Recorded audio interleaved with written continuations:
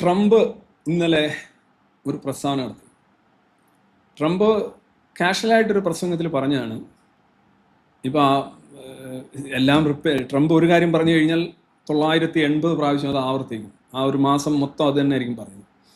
No navy, no air force, ഇതൊക്കെ ഇങ്ങനെ പറഞ്ഞുകൊണ്ടേയിരിക്കും. നമ്മൾ ഒരിക്കൽ ട്രംപ് എന്ത് പറഞ്ഞു എന്ന് ഇത് കേട്ട് അല്ലെ ഒരെണ്ണം കേട്ടാൽ മതി, മിക്കവാറും എല്ലാം അതിൻ്റെ ബേസിക് ആയിട്ട് അറിയാം. അപ്പോൾ ട്രംപ് പറഞ്ഞ ഇതാണ്: ഈ ഇറാനിലെ പരമോന്നത നേതാവ് മരിച്ചുപോയി, രണ്ടാമത്തെ ആള് ഇങ്ങനെയാണ് കിടക്കുന്നത്. അപ്പോൾ നമ്മൾ അവരോട് ചോദിച്ചു, നിങ്ങൾക്ക് ആർക്കെങ്കിലും പരമോന്നത നേതാവാക്കാം? അന്നേരം അവർ പറയാണ്, അയ്യോ വേണ്ട, എനിക്ക് വേണ്ട, എന്നെ ആക്കണ്ട. ഒരു കഥ പറയുന്നോണം പറയാണ്, പരമോന്നത നേതാവാക്കാണോന്ന് ചോദിച്ചു. അപ്പോൾ അതിനകത്ത് ഐയും യുവും ഒക്കെ ഉണ്ട്. ഒരു കഥ നമ്മൾ പറയുമ്പോൾ നമ്മൾ റിപ്പോർട്ടർ സ്പീച്ച് അല്ലാതെ ഡയറക്റ്റ് സ്പീച്ച് പോലെ അതിൻ്റെ ഇടയ്ക്ക് പ്ലേസ് ചെയ്ത് ഡയലോഗായിട്ട് പറയുമ്പോൾ ആ ഡയലോഗിനെയൊക്കെ എല്ലാം എടുത്തിട്ട് ഈ പറയുന്ന ആളോട് ചോദിച്ചു, അതായത് ട്രംപിനോട് ചോദിച്ചു, പരമോന്നത നേതാവ് ആകാമോ ഇറാൻ്റെ?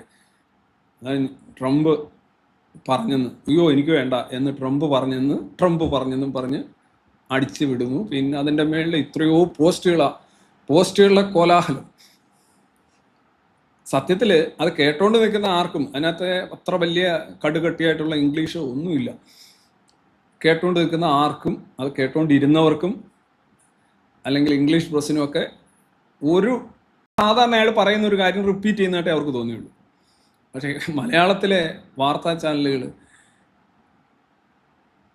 അവരെ സംബന്ധിച്ചിടത്തോളം ഈ എന്താ പറയുക, ചില പറയുന്നത് ട്രാൻസ്ലേറ്റ് ചെയ്തതിലെ തെറ്റാണ്, പിന്നെ ചൂടൻ പട്ടി, ഹോട്ട് ഡോഗ്, അങ്ങനെ അത് ട്രാൻസ്ലേറ്റ് ചെയ്തതിൻ്റെ തെറ്റേ അല്ല. കാരണം ആ ട്രാൻസ്ലേഷൻ ഒന്നും അവിടെ നോക്കുന്നില്ല. അതങ്ങനെ കൃത്യമായിട്ട് ട്രാൻസ്ലേറ്റ് ചെയ്യുകയോ ഇല്ലയോ എന്നുള്ള ആലോചിച്ചു. അവിടെ നോക്കുന്നത് ഇങ്ങനെ ഒരു സാധനം പറയുമ്പോൾ ട്രംപ് ഒരു തലയ്ക്ക് സ്ഥിരതയില്ലാത്ത ആളാണ്, വായിത്തു എന്ന് പറയുന്ന ആളാണ്.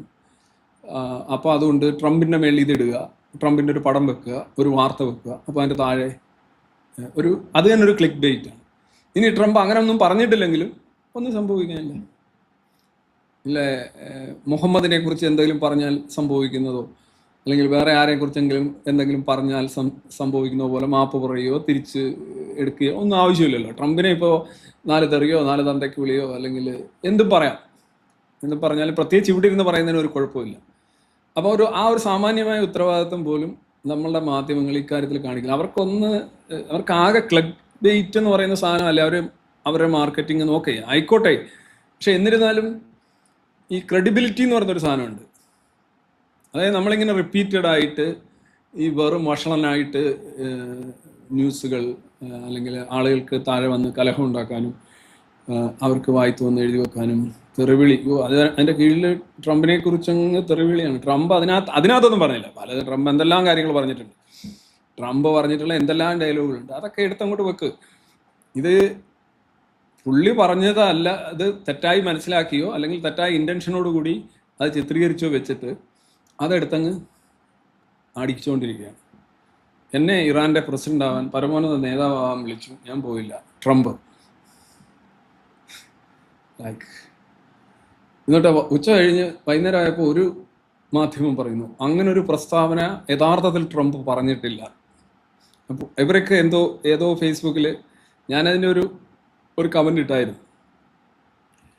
ഒരു ബിഗ് മാധ്യമം പ്രസിദ്ധീകരിച്ചതിൻ്റെ കീഴിലിട്ട്.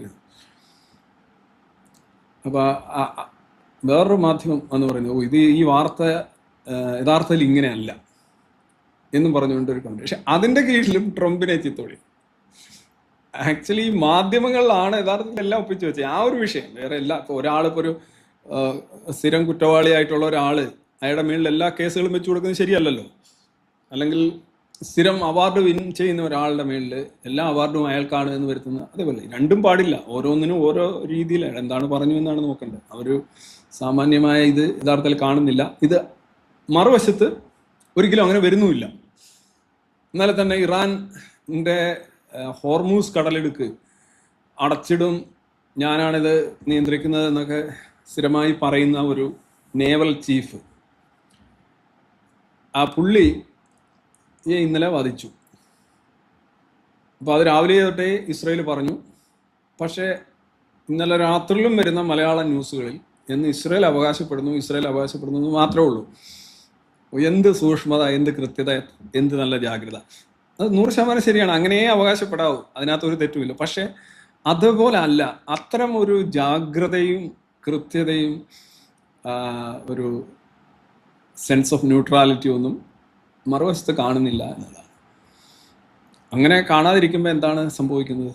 ആക്ച്വലി ട്രംപ് അല്ല അവിടെ അപഹസിക്കപ്പെടുന്നത്, നിങ്ങൾ തന്നെയാണ് എന്നുള്ളതാണ് എൻ്റെ ഒരു കേവലമായി മനസ്സിലാക്കേണ്ട കാര്യം.